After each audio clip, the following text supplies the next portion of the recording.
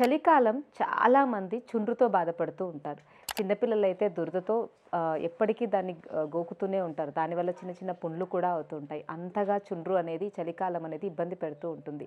Skin ఎప్పుడైనా కూడా dry అయినప్పుడు మనకి చర్మం మీద తెల్లగా పులుసులు పులుసులుగా ఊడిపోతూ ఉంటుంది. అలాగే మన స్కాల్ప్ స్కిన్ కూడా, తల మీద ఉన్నటువంటి స్కిన్ కూడా డ్రై అయిపోవడం వల్ల కూడా ఇలా పొలుసులు పొలుసులుగా ఊడిపోతుంది.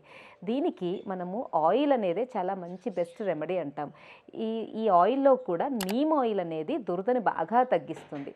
సో, రెగ్యులర్‌గా మనం వాడే కోకోనట్ ఆయిల్ ఒక 4 స్పూన్స్, నీమ్ ఆయిల్ ఒక 2 స్పూన్స్, ఇవి 2 మిక్స్ చేసి మన హెయిర్‌ని కూడా మంచిగా పాయలాగా తీసి, ఒక్కొక్క పాయ తీసి మొత్తం కుదుర్లకు అంటేటట్టుగా ఇలా స్లోగా మంచిగా లైట్‌గా మనం పెట్టుకోవాలి. ఇలా ఒక 10 మినిట్స్ దాకా హెయిర్ అంతా కూడా అప్లై చేసుకోవాలి.